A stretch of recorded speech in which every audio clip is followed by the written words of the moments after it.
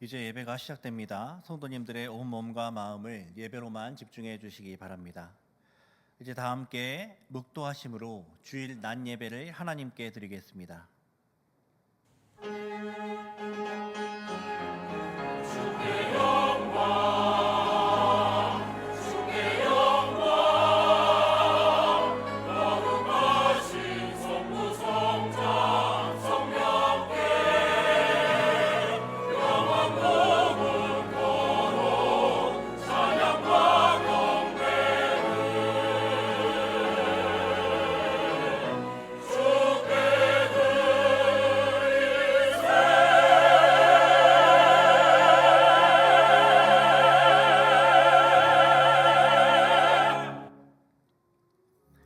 요셉은 무성한 가지 곧 샘 곁에 무성한 가지라 그 가지가 담을 넘었도다.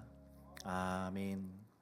하늘에 계신 우리 아버지여, 이름이 거룩히 여김을 받으시오며 나라의 임하옵시며 뜻이 하늘에서 이룬 것 같이 땅에서도 이루어지이다.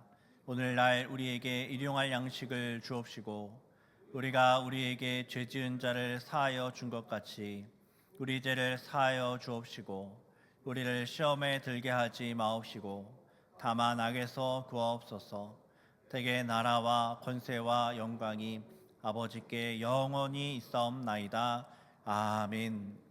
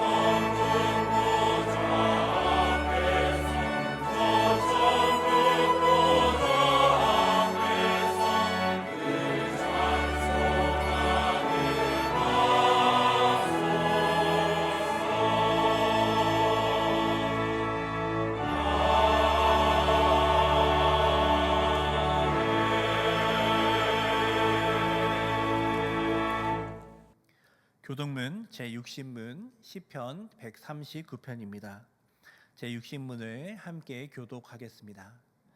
여호와여, 주께서 나를 살펴보셨으므로 나를 아시나이다.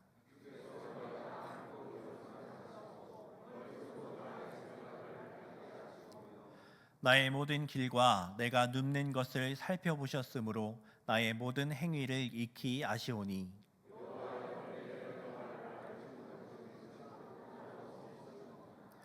내가 주의 영을 떠나 어디로 가며 주의 앞에서 어디로 피하리이까?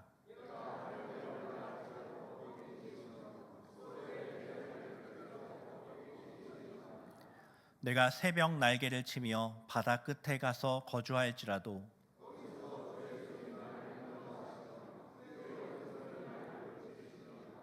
하나님이여 나를 살피사 내 마음을 아시며 나를 시험하사 내 뜻을 아옵소서.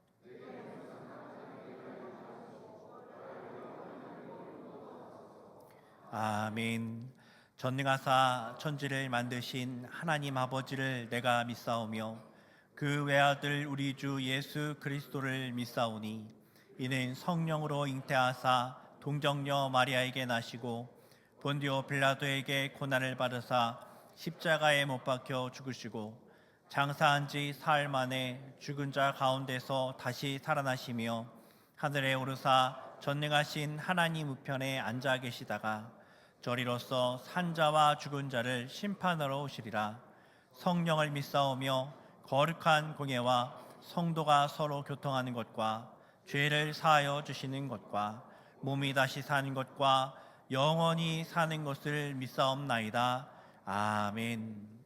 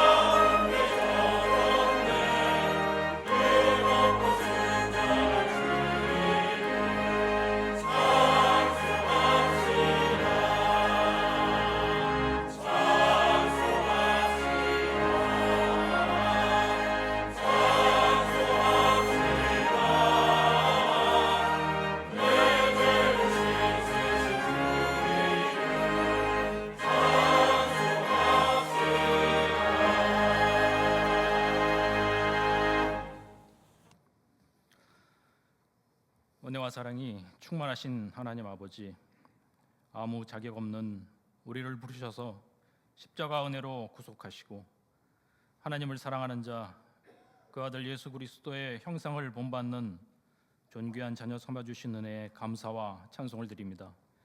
불의한 세상에서 연약하여 넘어지고 실수할 수밖에 없는 우리들이지만 지금도 변함없이 우리를 붙잡아 주시는 주님의 은혜로 하나님을 향한 마음 세상에 빼앗기지 않고 아버지 앞으로 담대히 나아갈 수 있음을 고백합니다.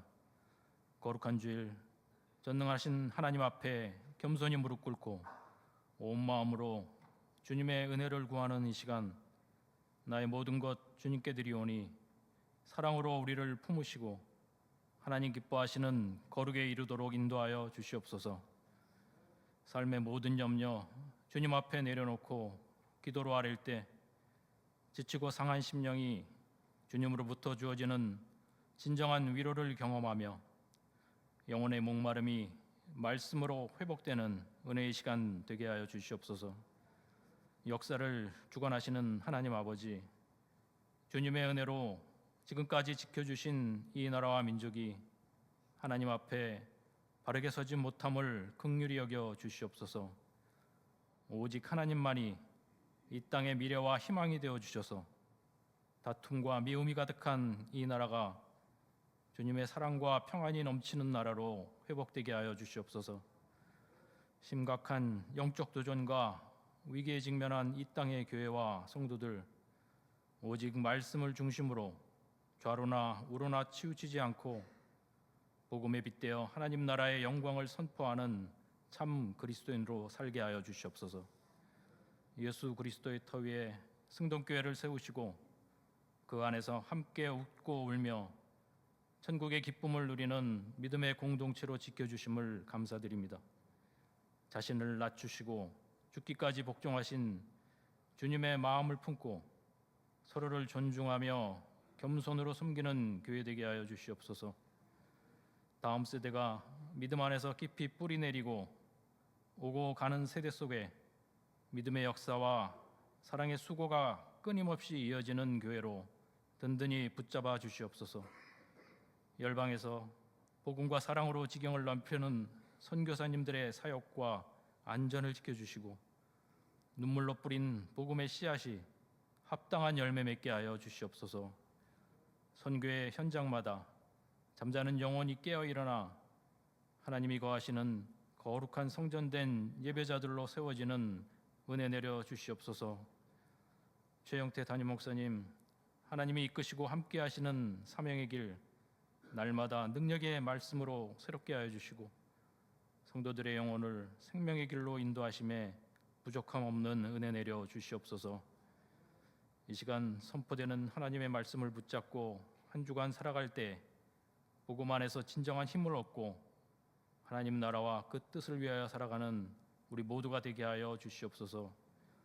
임마누엘 찬양대 죽기까지 우리를 사랑하시고 영원한 생명을 주신 주 하나님께 감사 찬송 드릴 때 주님 홀로 영광 받아 주시옵소서. 견디기 힘든 무더위가 이어지고 있는 이때 모든 성도님들의 건강을 지켜주시고 언제나 우리와 함께 하시는 주님으로 인하여 감사와 기쁨이 충만한 삶을 이루기를 소망하며 예수 그리스도의 이름으로 기도합니다. 아멘.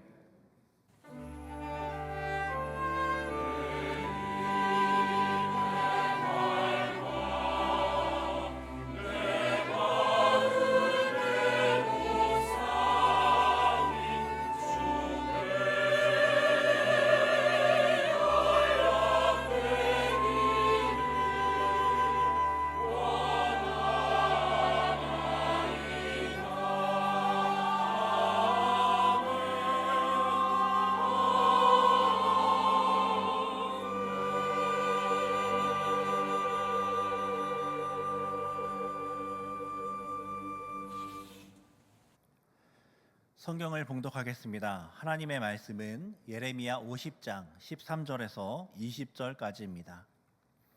예레미야 50장 13절에서 20절까지의 말씀을 제가 봉독하겠습니다.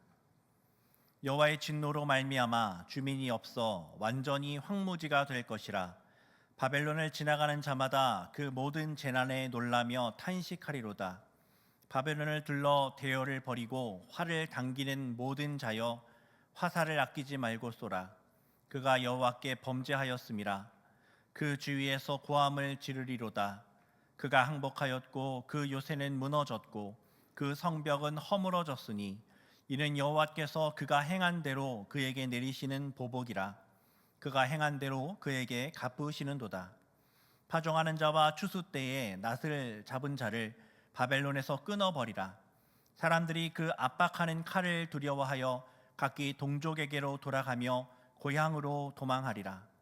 이스라엘은 흩어진 양이라 사자들이 그를 따르도다. 처음에는 아수르 왕이 먹었고 다음에는 바벨론의 느부갓네살 왕이 그의 뼈를 꺾도다. 그러므로 만군의 여호와 이스라엘의 하나님이 이와 같이 말하노라. 보라, 내가 아수르의 왕을 벌한 것 같이 바벨론의 왕과 그 땅을 벌하고 이스라엘을 다시 그의 목장으로 돌아가게 하리니 그가 갈멜과 바산에서 양을 기를 것이며 그의 마음이 에브라임과 길르앗산에서 만족하리라. 여호와의 말씀이니라. 그날 그때에는 이스라엘의 죄악을 찾을지라도 없겠고 유다의 죄를 찾을지라도 찾아내지 못하리니 이는 내가 남긴 자를 용서할 것임이라. 아멘. 이제 임마누엘 찬양대가 찬양으로 하나님께 영광을 돌리겠습니다. 이어서 내가 남긴 자를 용서하리라 하는 제목으로 담임 목사님의 말씀 선포가 있겠습니다. 많은 은혜 받으시기 바랍니다.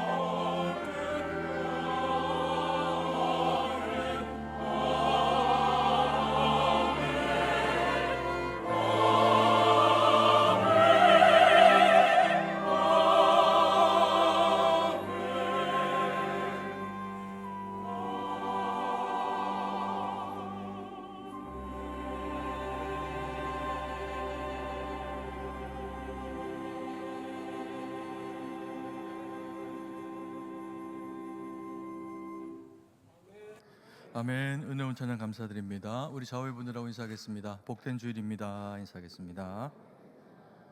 네, 한 번 더 인사하겠습니다. 우리는 주님이 남기신 자들입니다. 인사하겠습니다. 네, 감사합니다. 한 주간 잘 지내셨죠? 네, 저도 또 다른 교회에서 예배를 이렇게 드리면서 그 교회는 하나님을 어떻게 또 다른 모습으로 또 같은 모습으로 섬기는지를 또 이렇게 확인하면서 배우고 또 은혜받는 그런 그 시간들을 누리고 돌아왔습니다. 우리 성도님들 가운데 하나님이 주시는 그 은혜가 놀라움으로 이 자리 가운데 충만하게 함께 하시기를 소망합니다. 저희가 예레미야서를 함께 묵상을 하고 또 그리고 예배를 통해서도 이 말씀을 대하고 있습니다. 예레미야서의 그런 그 주제는 크게 첫 번째 것은 이스라엘이 그 죄악 때문에 결국에는 망하게 될 것이다 라고 하는 이야기입니다. 그리고 또 예레미야의 이 이야기가 워낙에 강하게 이스라엘 백성들에게 전파가 되니까 마치 이스라엘 백성들 너희는 죄악 때문에 망하게 될 것이다 라고 하는 이야기만 하고 있는 것으로 그렇게 들려지게 됩니다. 그런데 실제로는 예레미야서는 두 가지의 또 다른 중요한 이야기를 하고 있습니다. 하나가 예루살렘이 유다가 망하게 될 것이다 라고 하는 이야기라고 하면 하나님께서 때가 되면 너희를 회복하실 것이다. 너희를 치는 자들을 벌하시고 너희를 가게 하실 것이다 라고 하는 이 회복의 메시지도 예레미야를 통해서 이스라엘 백성들 가운데 선포하고 계시는 것을 보게 됩니다.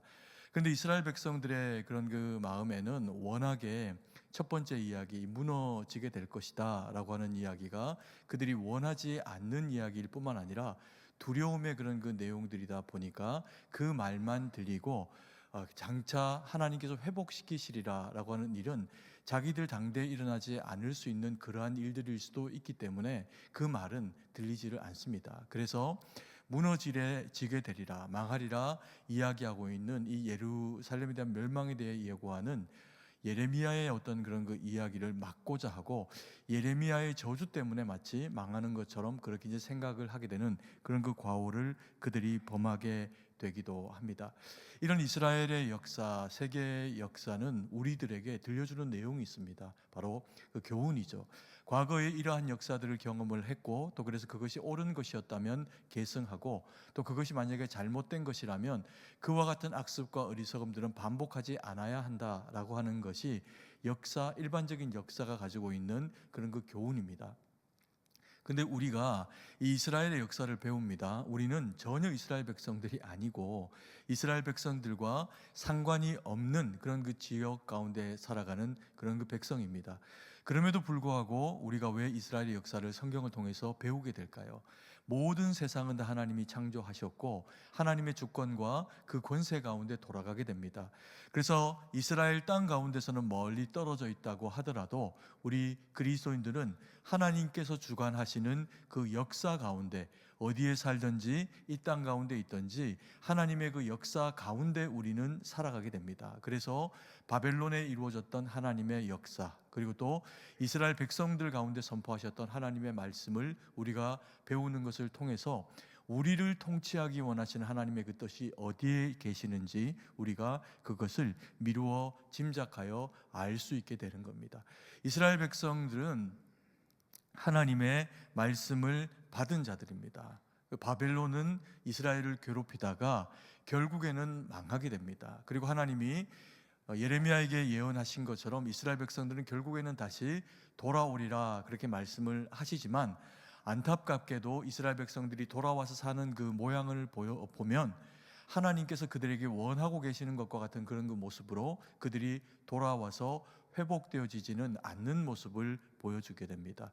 그래서 그들은 다시금 하나님의 그 멸망과 어리석음 가운데 빠지게 되는 그런 그 모습들을 보여주게 되죠. 하나님의 백성이 하나님의 백성답게 서지 못하게 될 때 그들이 주어지게 되는 그 결과가 무엇인가, 그것을 역사는 우리에게 또 설명하면서 그리스도인은 유대인이 아니라는 겁니다. 그리스도인은 하나님의 거룩한 백성으로 주님이 세워가시는 새로운 역사의 한 축을 이루는 그런 그 대상들로 살아가야 하는 그런 믿음의 사람들이라는 겁니다. 그래서 하나님이 이 말씀을 우리에게 주시면서 우리로 하여금 어떤 그리스도인 되기 원하시는지 우리가 이 말씀을 통해 깨닫고 하나님 영광 돌리는 우리 모두로 세워지기를 간절히 소망합니다. 첫 번째 본문의 말씀을 통해서 우리에게 주시는 교훈은 우리도 영적 바벨론의 시기가 있었다는 것을 기억하라라고 그렇게 말씀을 하고 계십니다. 50장 13절 말씀입니다. 같이 한번 읽습니다. 여호와의 진노로 말미암아 주민이 없어 완전히 황무지가 될 것이라. 바벨론을 지나가는 자마다 그 모든 재난에 놀라 탄식하리로다. 바벨론은 당시에 유다를 무너뜨렸을 뿐만 아니라 세계를 제패한 그런 그 패권 국가가 됩니다. 그러면서 엄청난 힘과 능력을 가지고 또 그들의 그 군사력은 굉장히 강할 뿐만 아니라 잔혹한 형태로 식민지 가운데 이루어지는 것을 보이게 됩니다. 그러면서 많은 사람들이 당시에 그렇게 생각을 했을 겁니다. 바벨론을 누가 과연 무너뜨릴 수 있을 것인가? 바벨론도 그렇게 생각했을 겁니다. 누가 과연 우리를 감히 넘어뜨릴 수 있을 것인가? 우리는 이와 같이 강한데 라고 그렇게 생각을 했을 것입니다. 그럼에도 불구하고 역사는 그렇게 길지 않은 시간 이후에 바벨론이 결국에는 멸망의 길 가운데로 나아가게 될 것이다 라고 성경은 그렇게 예언을 하고 있습니다. 그리고 이 일은 역사적으로도 사실로 이루어져 가지고 바벨론이 망하는 그런 그 일들을 경험을 하게 됩니다. 그런데 우리의 어떤 살아가는 그 모습을 보면 때로는 우리가 바벨론과는 사실 아무런 상관이 없는 사람들임에도 불구하고 바벨론과 같은 시기들을 우리가 살아왔고 보냈다라고 하는 것을 영적인 지각이 있으면 돌아보면 금방 깨달아 알 수 있게 되는 것이 우리가 살아온 그 삶의 모습의 흔적들 가운데 있다라는 겁니다. 바벨론은 하나님 앞에 교만하게 행하다가 망하는 지경 가운데로 나아갑니다. 그런데 이 바벨론은 또 한편으로는 세상 가운데서 굉장히 잘 나간 나라죠. 또 우리도 그렇습니다. 우리도 세상 가운데 살아가면서 때로 힘든 시간들을 경험을 할 때도 있습니다. 그러다가 어느 시간 어느 때 우리에게 어떤 상황들이 주어지면 우리는 굉장히 잘 되는 어떤 상황들을 경험을 하기도 합니다. 사람들은 조금만 자기에게 무엇이 없어도 피폐해지는 그런 그 모습을 경험합니다. 그러다가 우리가 남보다 조금만 더 가지게 되거나 남보다 조금만 더 좋은 위치에 가게 되거나 더 특별한 어떤 상황을 맞이하게 되면 우리가 예전부터 이렇게 특별했던 것으로 생각하는 그런 그 모습들이 우리 가운데 있습니다. 다른 말로 하면 쉽게 교만해질 수 있는 그런 그 대상들이 우리 그리스도인들이기도 하다는 겁니다. 우리는 때로 힘들 때 무너지기도 하지만 우리의 삶이 회복되어져서 누군가보다 더 잘 살거나 더 탁월하게 무언가를 하게 되는 어떤 상황과 시점 가운데 이르게 될 때 남과 타인을 비교해서 내가 가지고 있는 것들이 얼마나 크고 또 내가 얼마나 노력했기에 이러한 것들이 우리에게 주어졌는가라고 하면서 자기에게 의미를 부여하게 되는 어떤 그런 그 시점들을 맞이하기도 합니다. 그런데 돌아보면요, 우리도 아무런 것도 없었던 시절이 있고 또 그리고 우리 아버지 때도 부자였고 지금 내 때도 부자였다고 하더라도 조금만 거슬러 올라가 보면 한 100년만 올라가서 우리 조상 때를 한번 돌아보면 우리도 똑같이 가난하거나 못 살거나 연약했던 사람들이다라고 하는 것을 우리의 그 삶을 돌아보면 우리가 점검을 할 수 있는 그런 그 내용들입니다. 우리는 세상에서 살면서 이렇게 금방 교만해지기도 하는 그런 그 모습들을 보이기도 하는데 바벨론의 이런 그 모습도 그런 그 모습 가운데 있었습니다. 이 바벨론이라고 하는 이방인이 유대인들을 멸망시킵니다. 그런데 이 바벨론은 좀 특별한 면을 가지고 있습니다. 이방인이면서도 불구하고요, 유대인들이 누렸던 그들만의 어떤 특별한 혜택을 누린 민족이 이 바벨론과 느부갓네살이라고 하는 이방의 왕입니다. 성경은 이 느부갓네살에 대해서 이야기하기를 그는 유다를 다스리기 위해 가지고 유다에게 몽둥이를 들고 그들을 깨닫게 하기 위해 가지고 하나님이 선택한 종이다, 이런 표현도 있습니다. 이 그 바벨론과 이스라엘 백성들이 가지고 있는 차이가 무엇입니까? 이스라엘 백성들이 가지고 있었던 당시에 독보적이고 유일한 차이, 이방인들과의 차이라고 하면 그것은 다른 게 아닙니다. 뭐 다윗 왕, 솔로몬 왕 이런 정도의 왕은 이방에도요 그런 왕들이 존재를 했습니다. 그러면 이스라엘 백성들이 가졌던 특별함은 무엇일까요?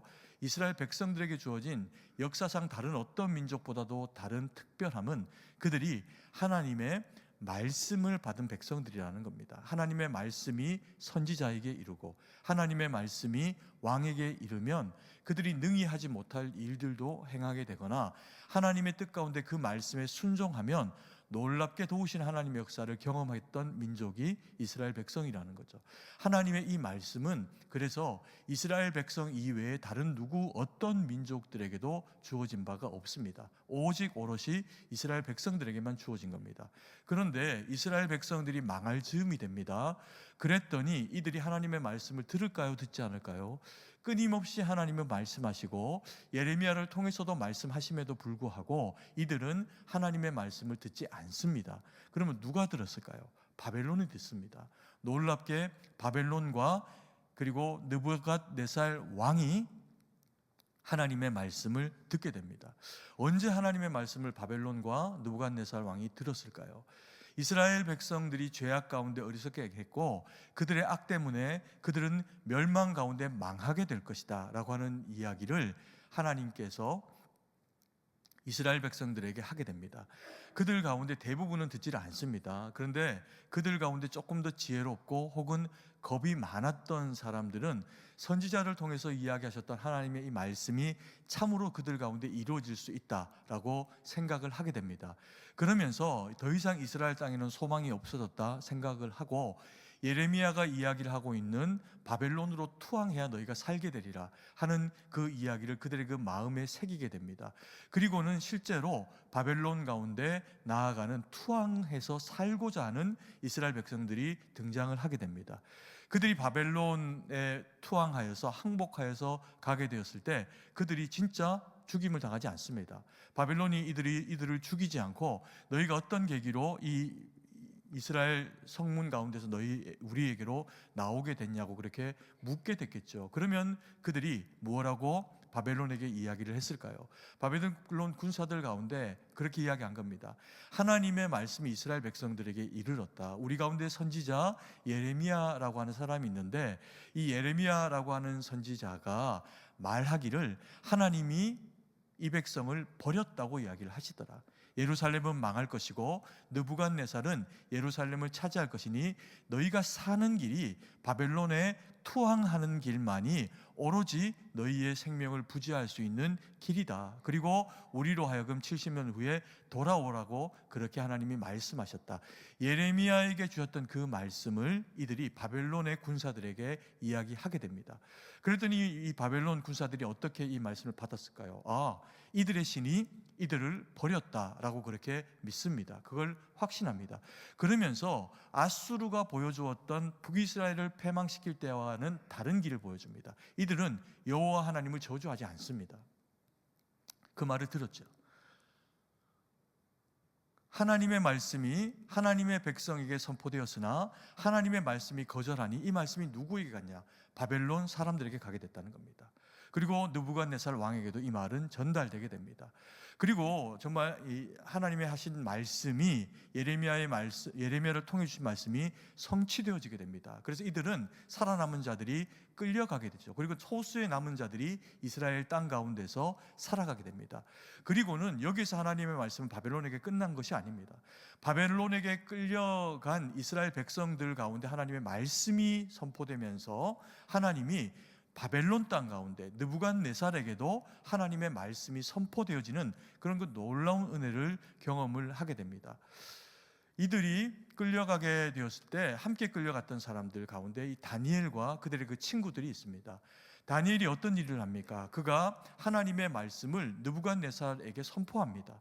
그리고 왕이 꿈을 꾸게 되었을 때 그 꿈을 해석할 다른 어떤 사람들이 없었을 때 다니엘이 기도하고 나아가서 그 꿈에 대한 해석을 해주게 됩니다. 하나님의 말씀을 들은 거죠. 그럼에도 불구하고 이 느부갓네살이 잠깐 그런가 보다 했다가 또 정신을 못 차립니다. 왜요? 근본 신앙이 없었던 이방 왕이기 때문에 그렇겠죠. 그래서 그가 어리석은 일을 다시 자행합니다. 그 일이 뭐냐면요, 신상을 만듭니다. 황금 신상을 만드는 겁니다. 그리고는 그 황금 신상에게 절하도록 그렇게 이야기합니다. 그때 사드락과 메삭과 아벳느고고, 이 다니엘의 세 친구들이 절하지 않고 풀무불 가운데로 던져지게 되는 일을 경험을 하게 됩니다. 그런데 거기에 그들이 불타지 않은 거예요. 누군가 또 다른 한 분이 거기 계시면서 이들이 불에 그슬러 죽지 않도록 보호하시고, 심지어는 불에 탄 흔적과 냄새조차 없게 하시는 겁니다. 그러면서 느부갓네살이 정말 하나님이 살아계신 분이다 라고 하는 것을 알게 하십니다. 그런데 또 정신 못 차립니다. 그리고 나중에 느부갓네살이 꿈을 이런 꿈 저런 꿈 꿉니다. 또 뭐 신상에 대한 꿈을 꾸기도 하고, 그걸 또 다니엘이 해석해 주면서 하나님이 당신을 통해서 이 나라 가운데 하실 일이 어떤 것인지를 알도록 주권이 하나님에게 있음을 알게 합니다. 근데 또 정신 못 차립니다. 그러다가 어느 즈음에 꿈을 하나 꾸는데요, 이 느부갓네살이 꾼 꿈이 보통 꿈이 아닌 겁니다. 하늘에 닿도록 큰 나무가 지구의 중심에서부터 자라게 됩니다. 그리고 거기에 온갖 새들이 깃들고 짐승들이 거기에 살아가다가 하늘에서 한 순찰자가 내려와 가지고 이 나무를 어떻게 하라? 베버려라. 그런데 밑둥은 남겨둬라. 이런 이제 그 이야기를 하는, 그게 실현되어지는 꿈을 꾸게 됩니다. 그러면서 마음에 이제 두려움이 찾아온 거죠. 야, 이게 범상치 않은 꿈인데 이 꿈에 대해서 해결해 줄 사람은 다니엘밖에 없다. 그러면서 하나님의 종 다니엘을 다시 그의 앞에 불러다 놓고 이 꿈에 대해서 해석하도록 그렇게 이야기를 합니다. 그랬더니 바벨론의 왕 느부갓네살이 꾼 이 꿈에 대해서 다니엘이 해석하기를 주저합니다. 좋은 꿈이 아닌 거죠. 당신이 교만하고 당신이 하나님 앞에 범죄하여 가지고 하나님께서 당신을 심판하게 될 것이다. 그러니 겸손하라는 겁니다. 하나님의 주권을 인정해 드리라. 이런 이제 내용의 꿈에 대한 해석을 해줍니다. 그러더니 그걸 또 잠깐 느부갓네살이 봤습니다. 그리고 이 다니엘서의 기록, 4장의 기록을 통해서 보면요, 한 12달 정도의 시간이 흐르고 난 이후에 이 느부갓네살이 또 정신을 못 차립니다. 그리고서 자기 왕궁과 나라를 거닐다가 자기가 세운 이 제국을 보니까 이 광활한 땅 어디에서도 바벨론이 아닌 곳이 없는 것처럼 여겨지는 그런 그 지경을 맞이하게 된 거죠. 그러면서 자기 왕궁을 이렇게 겨누면서 마음 가운데 교만한 생각이 확 들어옵니다. 누가 이 나라를 세웠냐는 거죠. 자기가 이 일을 이뤘다는 겁니다. 누구보다도 강력한 이 나라를 내 손으로 건축했다. 이런 어떤 생각이 자기 머릿속에서 떠나기 바로 직전에 그가 예언되어졌던, 다니엘을 통해서 예언되어졌던 7년의 환난을 경험하게 됩니다. 성경의 표현으로 보면 그가 흙을 먹고 풀을 먹었다 이렇게 이야기합니다. 광인이 된 거죠. 미친 사람이 되어버린 겁니다. 학자들의 이야기로는 뭐 지금으로 치면 심각한 어떤 공황장애 상태에 빠졌거나 아니면 그가 정말 정신이 나가버리고 미치는, 정신병이 걸리는 그런 그 지경 가운데 놓이게 되었다. 이렇게 이제 해석을 하는 학자들도 있습니다.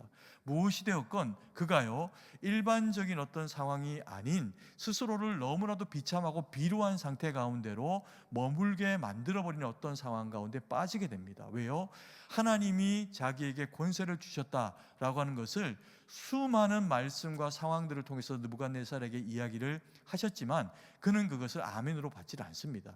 그러면서 하나님의 권위와 존재를 인정하지 않았더니 실제로 소처럼 풀을 먹고 흙을 먹는 그런 그 지경 가운데 떨어지게 되죠. 그리고는 나중에 이 느부갓네살이 고백합니다. 자기가 잘못했다라고 하는 것을 고백하는 내용이 다니엘서 4장에 보면 이야기가 펼쳐져 있는 것을 우리가 성경을 통해서 확인을 하게 됩니다. 여러분, 우리는 바벨론의 시기, 이런 느부갓 왕 같은 이런 시기를 보내지 않아야 합니다. 그런데 너무나도 안타깝게도 많은 사람들이 그냥 예수님을 믿으세요, 예수님 믿어야 합니다 라고 이야기하면 잘 믿지 않습니다.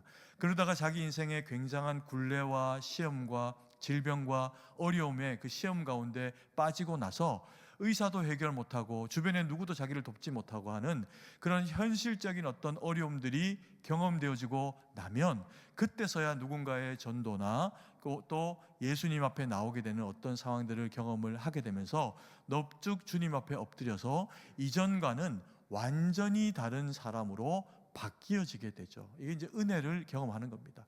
이 바벨론의 시기는 그래서 우리를 교만하게 만들지만 결국에는 이 바벨론의 시기는 영원하지 않다라고 하는 것을 우리에게 지혜로 줍니다.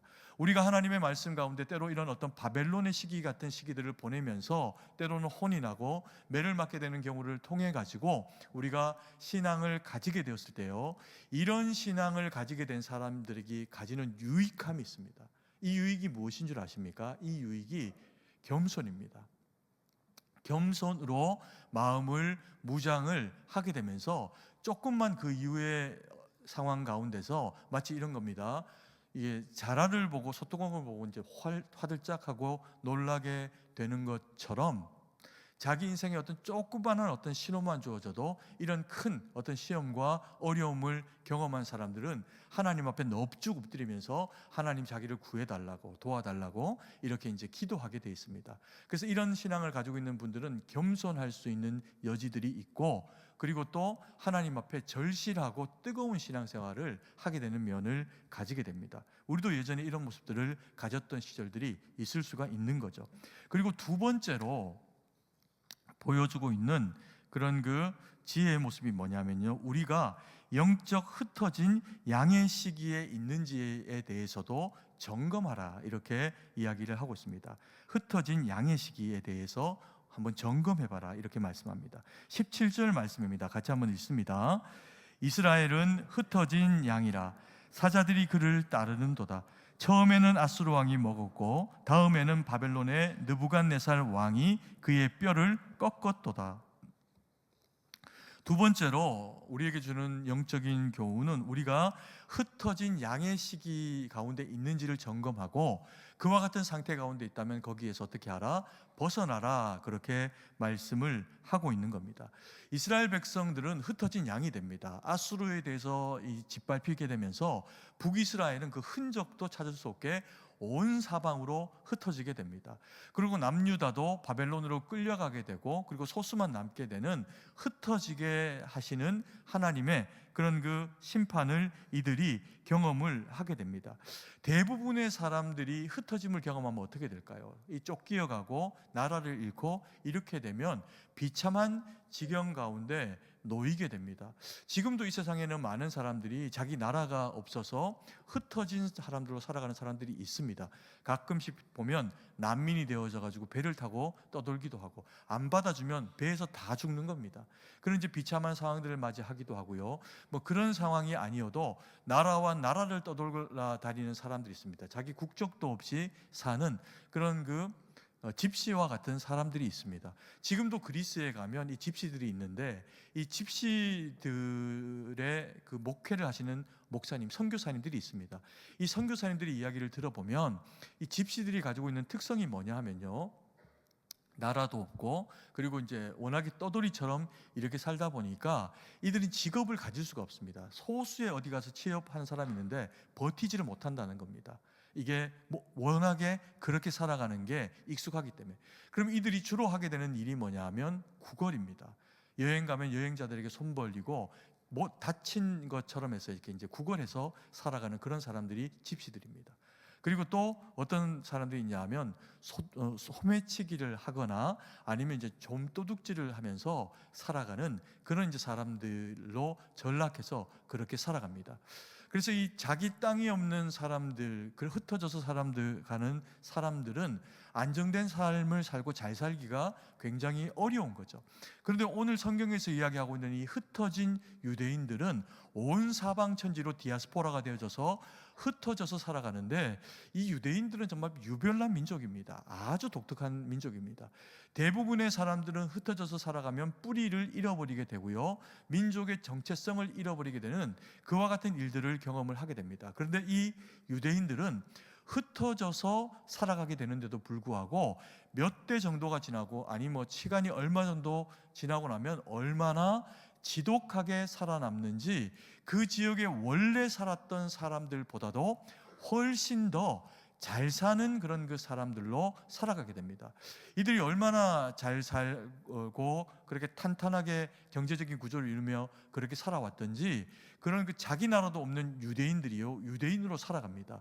그리고 이 유대인으로 살아가면서 이들은 사람들에게 교훈도 줍니다.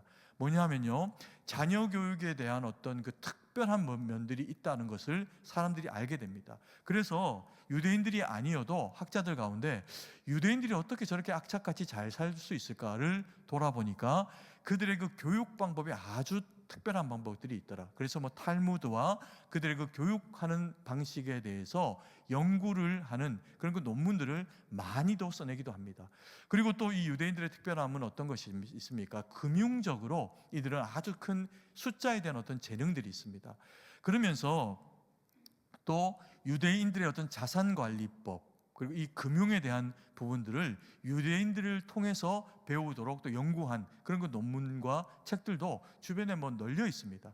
그러다 보니까 이 유대인들이 그렇게 악착같이 살아남고 그리고 또 외국에 나가서도 회당을 짓고 자기들끼리 모여 살면서 민족의 정체성을 잃어버리지를 않는 겁니다. 그러니까 어떤 결과가 주어졌을까요? 잘 살았죠. 잘 살죠. 지금도 뭐 미국에 세계 각처에 흩어져 가지고 잘 삽니다. 그런데 이들이 잘 살게 되는 그 결과로 주어지는 일이 뭐냐 하면 함께 살아가는 사람들에게는 미움을 받는 겁니다. 좋은 이미지를 가지지를 못하는 겁니다. 그들에게 좀 배울 것이 있다 생각하지만 그 함께 살아가는 민족들에게는 유대인들이 좋은 사람이라는 이미지가 없습니다. 그래서 조금만 거슬러 올라가 보면 2차 대전 때만 해도요, 얼마나 많은 유대인들이 그 유럽 땅 가운데 붙잡혀서 죽임을 당했는지 모릅니다. 함께 살아가는 이웃의 식구였는데 그를 내어주기를 아까워하지 않았습니다. 그래서 많은 사람들이 죽임을 당하고 착취를 당하고 역으로 고난을 당하게 된 민족이 이 유대인이라고 하는 민족입니다. 그리고 이제 지금 어떻습니까? 그들의 그 살아남은 자들이 또 이제 예루살렘 가운데 돌아와서 그들이 그렇게 살고 있는데 여러분들 어떻게 생각하십니까? 유대인들에게 하나님이 계실까요? 그들은 여전히 구약의 하나님을 믿고 살아가는데 우리가 믿는 하나님하고 너무 다른 하나님을 그들은 만나고 그렇게 살아갑니다. 그들의 모습 가운데 정말 하나님이 계실까? 흩어진 디아스포라들만 아니라 유대 땅 가운데 지금 살아가고 있는 이스라엘 백성들의 모습을 보면 과연 저들이 하나님의 은혜를 받은 자들인가? 하나님을 아는 자들인가? 혹은 또 다른 누군가에게 긍휼로 살아남은 것이 무엇인지에 대한 은혜를 경험한 자들인가에 대한 의구심을 가지게 만들어주는 대상들이 이 유대인이라고 하는 자들입니다. 하나님의 긍휼, 하나님의 사랑은 그들은 모릅니다. 그것을 주변에 드러내지도 않습니다. 우리로 하여금 이런 이제 모습들을 점검해 보라는 겁니다. 다행히 우리는요, 유대인이 아닙니다. 흩어진 유대인도 흩어진 양도 아닙니다. 그럼에도 불구하고 우리에게 이 흩어진 양의 시기가 있는지 점검해 보아라. 어떤 부분을 점검해 보아야 할까요? 두 가지 측면을 가질 수가 있는데 하나가 무엇이냐면요, 이름만 가지고 살아가는 그리스도인의 모습입니다. 우리는 오랜 신앙생활을 통해 가지고요, 크리스찬 문화 가운데서 살아왔습니다. 일찍부터 신앙생활했고 꼭 모태신앙이 아니어도 어릴 때부터 일찍부터 신앙생활을 해서 살아오게 되면서 이 신앙생활이 너무나도 당연한 것이 되었습니다. 우리 부모님 때부터 예수님 믿었고 교회를 다녔고 나도 태어날 때부터 교회를 다녔고 그리고 여기서 세례를 받았고 그리고 자라난 거죠. 예배를 벗어나보고 교회를 벗어나서 살아본 적이 없는 겁니다. 그럼에도 불구하고 누군가 내게 묻습니다. 당신은 정말 하나님을 만났습니까? 당신은 정말 그리스도인입니까? 구원의 소망이 있습니까? 이렇게 물으면 당혹감이 찾아오는 겁니다. 내가 진짜 그리스도인일까? 내가 정말 하나님을 그렇게 알까? 왜냐하면 하나님 안에서 신앙생활 한다라고 하는 것, 예수님의 구원받은 백성이다 하는 것, 이것이 가지고 있는 그 의미에 대해서 선포는 되지만 자기의 영적인 내면에서 실제로 그것을 그렇게 고민해보지는 않는 겁니다. 왜요? 이것보다 훨씬 더 많은 중요한 일들이 이 세상 가운데도 있기 때문에 그렇습니다. 그래서 그리스도인으로 태어나서 살아가지만 교회에 다닐 때는 신앙생활하고 더 많은 시간의 퍼센트를 보내야 되는 세상 가운데 살 때는 내가 그리스도인인 것을 잊어버리고 살아가는 그런 그 삶을 살아가는 그리스도인들이 너무나도 많이 있을 수가 있다는 거죠. 이것이 우리가 하나님 앞에서 점검해 봐야 될 영적인 모습이라는 겁니다. 또 모태신앙이라고 하는 이름, 그래서 모태신앙을 못해신앙이라고 그렇게 이제 해석을 하는 경우도 있죠. 우리는 절대로 그런 그 모습으로 우리의 신앙생활을 유지해 가서는 안 된다는 겁니다. 반면에 또 하나의 흩어진 유대인들이 있습니다. 이 흩어진 유대인들의 모습을, 영적인 모습을 우리가 대입해 봐야 되는 건 뭐냐 하면, 이스라엘 백성들이 세계 각처에 흩어져 가지고 회당을 짓고 살아가고, 그래서 하나님의 말씀대로 살아가려고 무지하게 몸부림치면서 그와 같이 살아가는데, 그들이 예수님을 믿지 않는 겁니다. 하나님의 은혜를 모르고 기록되어져 있는 토라의 그런 그 율법에만 젖어 가지고 살아가면서 실제로 하나님이 살아계신지 아닌지는 중요하지 않은 겁니다. 누군가에게 비방받지 않고 남들 보기에 더 유대인답게 살아가는 길은 율법의 조항들을 지키면서 살아가는 거죠. 우리도 신앙생활을 하면서 오랜 신앙생활을 하다 보면 영적인 매너리즘 가운데 우리가 빠지게 되고 처하게 되면서요, 신앙의 기준과 잣대와 골격들은 우리 안에 있습니다. 내가 분명히 예수님 믿는다라는 것은 압니다. 그런데 하나님과 함께 말씀이 육신이 되어 오신 주님과 교제를 하면서 주님의 은혜를 누리며 살아가는 삶에서는 멀어집니다. 놀랍게도. 그러면서 뭐만 남을까요? 마치 바리새인도 아니면서 바리새인 마냥 하나님의 말씀으로 남과 타인과 상황들을 잣대질하고 저울질하는 그런 그 도구로 활용하고 살아가는 그런 이제 못된 신앙인의 모습이 나타나지기도 합니다. 이것은 하나님이 절대로 우리에게 원하시는 모습이 아니라는 겁니다. 여러분, 이들이 하나님에게서 돌아오는 기회를 가지는 백성이 됩니다. 흩어진 양이. 그런데 돌아와서 이들은 성공할까요? 그러지는 못합니다. 너무나도 안타깝게 이들은 돌아오고 나서 유대인 이스라엘 백성들은 그 땅 가운데 여전히 또 다른 누군가, 시절이 바뀌어지면 또 다른 누군가, 또 로마에게 짓밟히고 또 다른 대상들에게 짓밟히면서 계속해서 핍박하면서 영적으로 무너지는 삶을 삽니다. 그리고 또 그 가운데 또 어떤 대상들은 그럼에도 불구하고 율법을 악착같이 붙잡으면서 율법만 붙잡고 하나님은 버립니다. 놀랍죠? 그래서 예수님께서 그들 가운데 다시금 나오셨을 때 자기 백성 유대인들에게 두 가지 일을 하십니다. 하나는 무너져 있는 이스라엘 백성들에게 광야에서 떡과 물고기를 먹이시고 말씀을 먹이시면서 너희는 내 백성이다라고 하는 것을 잊지 않도록 하십니다. 하나님의 백성을 자존감 있게 세우신 작업을 하죠. 그리고 또 많은 경우에 예수님께서 오셔서 하셨던 일이 뭐냐 하면 바리새인과 사두개인과 계속해서 싸우신 겁니다. 포기하지 않고 그들이 십자가에 죽일 때까지 끝까지 그들과 싸우신 겁니다. 주님은 주님의 백성을 포기하지 않습니다. 우리가 만약에요, 돌아온 하나님의 백성이다라고 하는 이 은혜를 받고 돌아와서 신앙생활 오래 하면서 껍데기만 남고 자기 의로 무장되어진 그런 그 백성들로 전락을 하면 다시 주님의 성령이 우리 가운데 그렇게 물으십니다. 뭐라고? 너희는 회칠한 무덤이다. 영적인 바리새인이다. 그러지 말라는 겁니다. 여러분, 이 말씀을 준비하면서 사실 이 말씀은 저에게 정말 너무너무 쉽지 않은 말씀으로 부딪혀 왔습니다.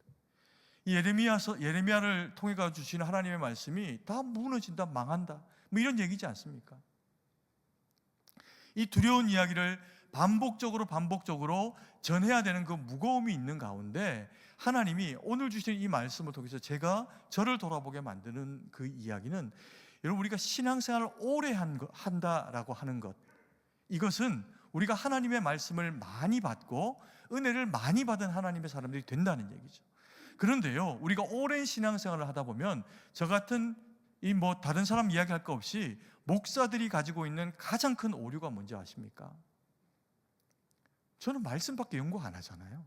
세상 지식은 우리 성도님들만큼 그렇게 많지 않습니다. 그러다 보니 옳은 말만 하는 겁니다. 옳은 말만 뻑뻑해야 되는 겁니다.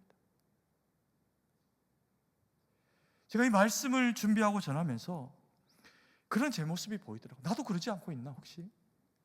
나도 누군가를 정죄하고, 여러분들을 정죄하진 않습니다. 그럼에도 불구하고 내 마음 가운데 이 말씀이 나를 의롭게 하는 도구가 되어져서 남과 나를 구별하고 남을 정죄하는 어떤 도구로 내가 이 말씀과 하나님의 말씀을 그렇게 도구로 사용하고 있지는 않나? 여러분, 이게 저만의 이야기일까요? 오랜 신앙생활을 하고 날 때부터 그리스도인이고 교회를 떠난 적도 없고 이런 우리 모두가 오랜 신앙생활을 한 우리가 돌아봐야 될 것이 흩어진 양의 모습입니다. 말씀을 자기에게 적용하고 자기를 돌아보는 도구로 사용하지 못하고 맨날 남 탓하고 남 때문에, 너 때문에, 목사 때문에, 누구 때문에 이래 가지고는 하나님이 원하시는 그 모습이 우리 가운데 이루어지질 않는다는 거예요.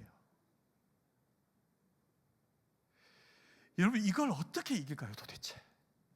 고민입니다. 내가 어떻게 하면 진짜 하나님이 말씀하시고 주의 말씀에 순종하는 그런 그리스도인이 될 수 있을까요? 그래서 세 번째, 주님은 우리에게 권면합니다. 우리가 주께서 남기신 자, 용서하신 자들이라는 것을 잊지 말라는 겁니다. 한번 따라해 볼까요? 우리는 주께서 남기신 자들입니다.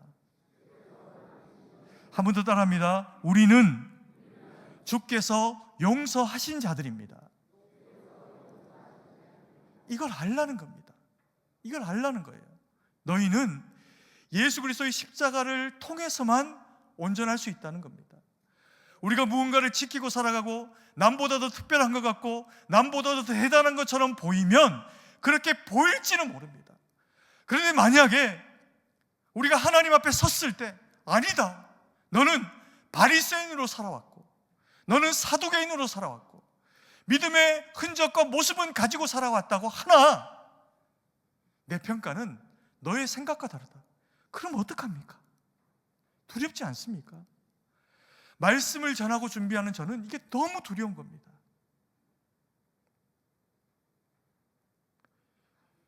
그럼 어떻게 하면 우리가 남겨진 자, 용서받은 자로 살아갈 수 있을까요? 바벨론의 시기를 잊지 않는 겸손이 있어야 됩니다. 흩어진 양의 교만함이 하나님의 말씀을 영적으로 받을 수 있는 영적 유연함으로 우리의 마음 가운데 있어야 됩니다. 이걸 성경의 다른 표현으로 하면 깨어있는 겁니다. 근데 이 깨어있는 건 우리에게 어떻게 주어집니까? 은혜입니다. 은혜. 그래서요, 모든 그리스도인은 목사 예외 없이 모든 중직들, 모든 그리스도인은 은혜 없으면 제발 입을 닫아야 합니다.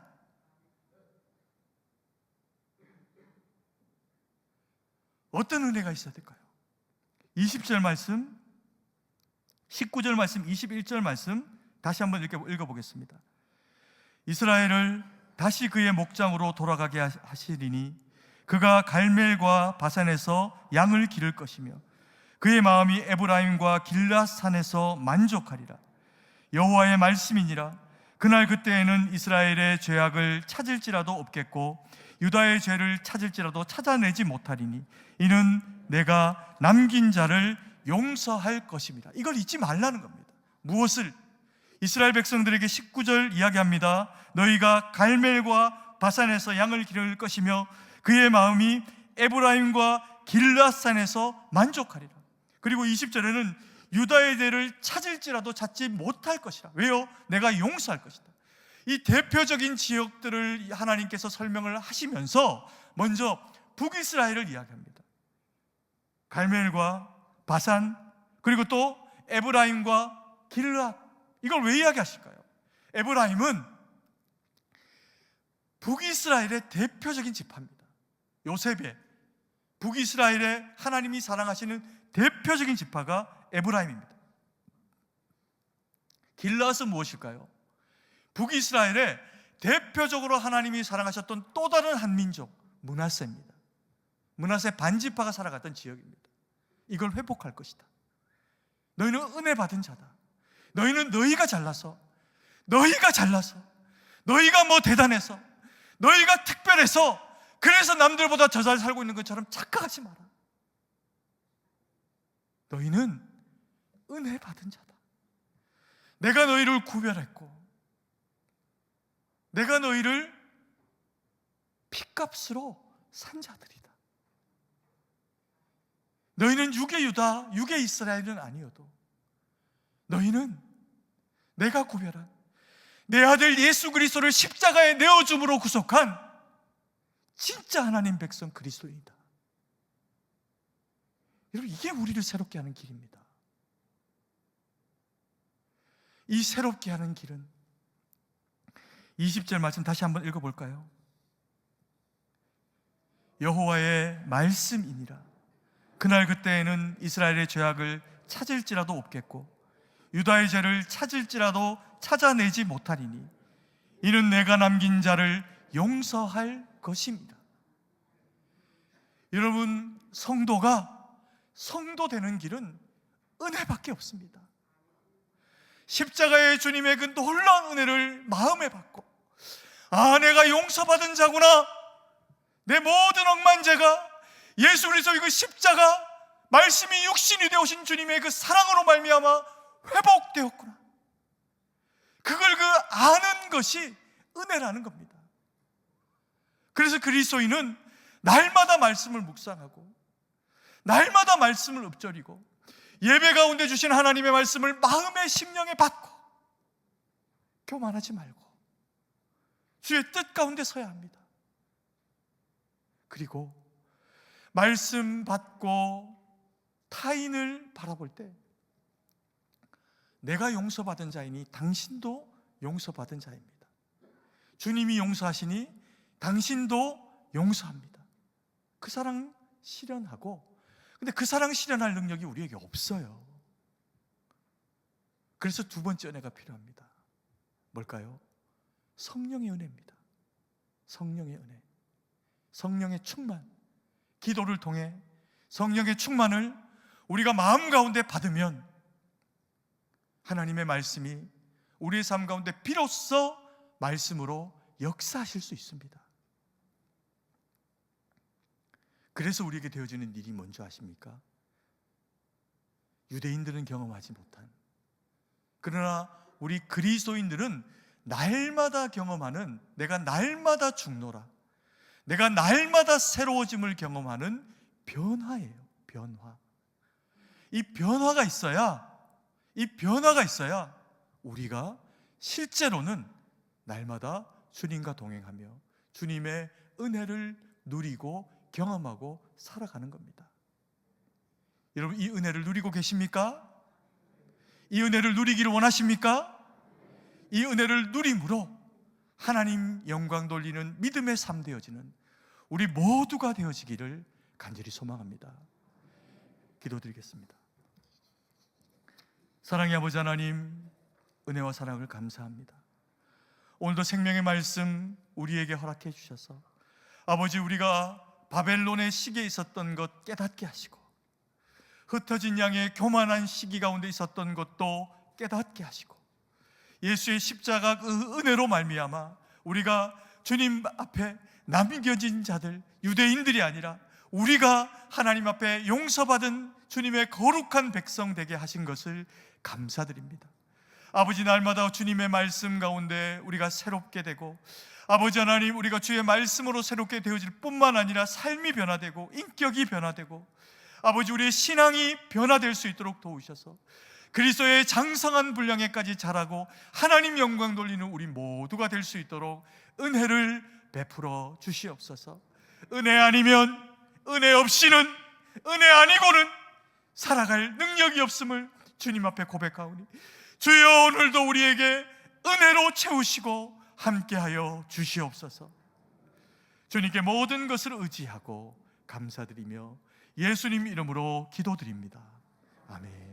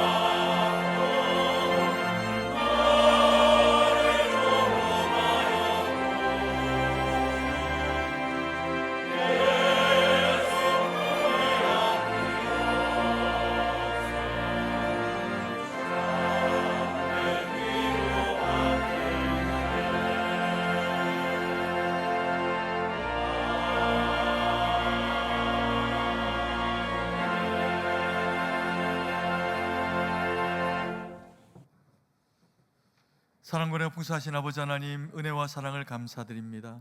늘 언제나 주의 말씀 마음으로 받고 무거움으로 받고 생명으로 받아 주님의 말씀과 뜻 가운데 지어진 거룩한 백성 되게 하시니 감사드립니다. 뿐만 아니라 아버지 하나님, 우리에게 허락하신 모든 생업과 물질과 건강과 모든 것이 주께서 우리에게 허락하신 줄로 알아 아버지 하나님, 그 가운데 일부를 주님 앞에 믿음으로 구별하여 드림으로 아버지 하나님, 믿음의 고백 예물을 통해 주님 앞에 드리게 하시니 감사드립니다. 아버지 하나님, 주여 이 예물을 드린 손길들마다 주님 기억하시고 더 큰 은혜와 능력으로 채워주시고 아버지 하나님, 자원하는 심령으로 기쁨으로 드린 그 예배가 아버지 하나님, 그 물질이 하나님 앞에 더 큰 은혜와 감사와 능력이 되어 돌아올 수 있도록 성도의 삶을 지키시고 주장하시고 병든 자 낫게 하시고 가난한 자 부욕해 하시고 능력으로 함께하여 주시옵소서. 참으로 주님께 모든 것을 의지하고 그렇게 역사하시며 회복하시는 예수님 이름으로 기도드립니다. 아멘.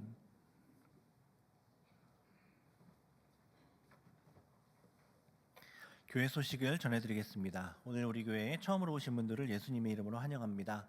본당 1층 새가족 부실로 오셔서 환영과 안내를 받으시기 바랍니다.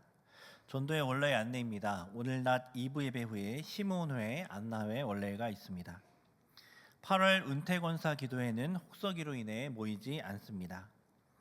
중보기도팀 추가 모집 중에 있습니다. 자세한 내용은 주보를 참조하시고 다음 주까지 신청해 주시기 바랍니다. 교회와 예배를 위해 기도하는 중보기도팀에 많은 성도님의 참여와 기도 부탁드립니다. 2024년 후반기 장학금 수여식이 오늘 저녁 예배 시에 있습니다. 제3회 전국 중고등부 연합수련회 강평회가 오늘 저녁 예배 후 1층 수예배실에 서 있습니다. 매일 성경 9월 10월용 큐티책을 본당 입구에서 8월 25일까지 판매합니다. 필요하신 분들은 구매 혹은 신청해 주시기 바랍니다. 제58회 경기노회 여전도회 연합회 학위수양회가 8월 20일부터 8월 22일까지 승동교회 가평기도원에 서 있습니다. 8월 20일 10시에 교회에서 45인승 버스가 출발합니다. 나머지 교회 소식은 주보를 참조해 주시기 바랍니다. 이제 다 함께 일어나서 찬송가 1장을 찬양하시고 축도로 예배를 마치겠습니다.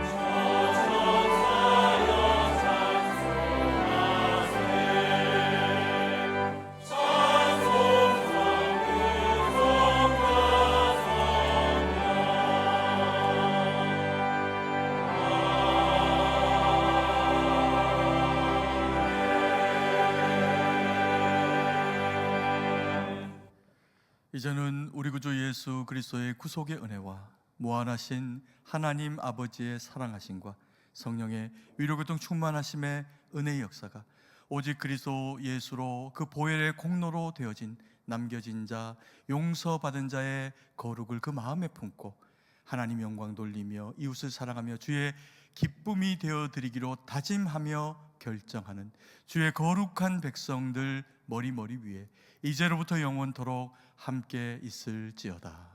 아멘.